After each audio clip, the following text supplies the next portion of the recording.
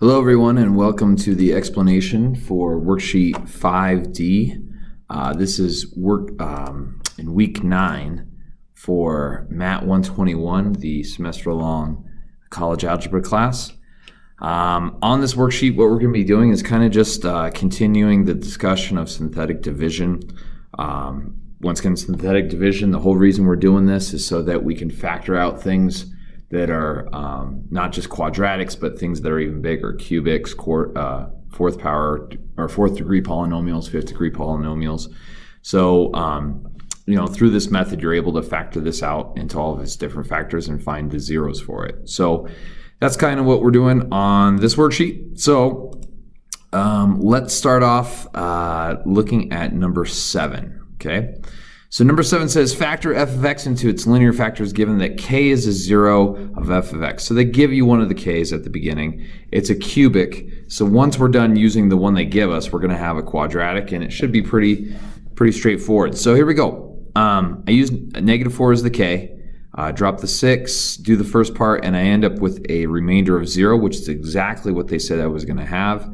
And then we just write what we have left over. So the 6 becomes 6x squared, the 1 becomes 1x, and the -1 out back is just -1. Well, since this is a quadratic, we don't have to do any more synthetic division. We can just factor this normally. So I put -6x squared up top and then 1x on bottom. Two things that multiply to make a -6 and add up to a +1 are 3 and -2. So that's what I have here in red. Those two replace the 1x in the middle, and then we just factor by grouping. So we put some parentheses around the first two, parentheses around the second two. Be very, very careful to have a plus sign in between the parentheses. Factor out what you can, and you get 3x pulled out of the first one, -1 pulled out of the second one. So those two factor into 3x minus 1. That's what I have in blue. The 2x plus 1 and 2x plus 1 are the same in both those, so that's my end one. And the one that everyone forgets is the one that they gave you. So that at the very beginning they said one of my zeros is -4. So we have to make our factor reflect that. So here in green I have x plus 4, because if you took that -4 they gave you and plugged it in there, that would be one of your zeros. So we have three things. If you foiled all these, you would end up with exactly what we started with, the 6x cubed plus 25x squared plus 3x minus 4. So this is our complete answer, and that is f of x completely factored out. Excuse me. All right, let's look at number 8. So number 8, this is kind of one of the ones where you have to do it backwards. So for this one, they give us 3 zeros, and we're just going to build some polynomials based off of that. And then they do have a requirement. They say when you plug in 3 into our function, we have to get out a 6. So at the end, we need to just check it and make sure that that happens. And if it doesn't, we'll do a small adjustment. It's pretty easy. Okay, so I start with the zeros. The -3 is how I get this x plus 3. The 2 is how I get x minus 2. And the 5 is how I get x minus 5. So if you plug in any of those numbers into here, you'll get a 0 for each of the different sets of parentheses. So that's exactly what we want. Okay, now the only other requirement is if you plug in 3, you got to get out a 6. So what I did is here in red, I plugged in a red 3 into everywhere and did all the arithmetic for that, and I got -12. Well, -12 is not 6, so what we need to do is we need to multiply -12 by something in order to get +6. Well, what do you multiply -12 by? It would be a -1/2, because negative times negative would be positive, and half of 12 is a 6. So the -1/2 has to be in there somewhere too. So I just rewrite my original answer that I had with a -12 out front, and that would be it. So there's our answer. Okay.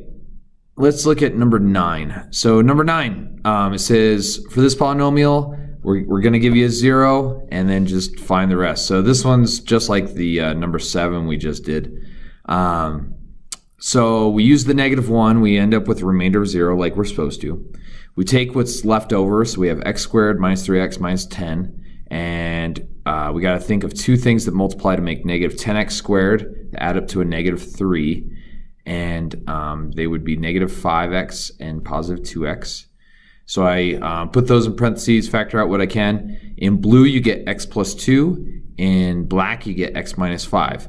Now, the one that everyone forgets, like I said, was the one that they gave you. So that's going to be x plus 1 because -1 plus 1 is 0. So that's what we get. Now, an important thing here, distinction, a lot of people goof on this, especially on the exam, is these sets of parentheses that I have, this x plus 1, this x plus 2, and x minus 5, these are called factors. Zeros are the numbers that would plug in here to make them 0. So you have to know the difference, okay? So my zeros for this are -1, -2, and 5. Zeros are always like single numbers. Factors are sets of parentheses, like 2x plus 3 or x plus 6 or something like that. Okay, so make sure you know the difference between those, okay?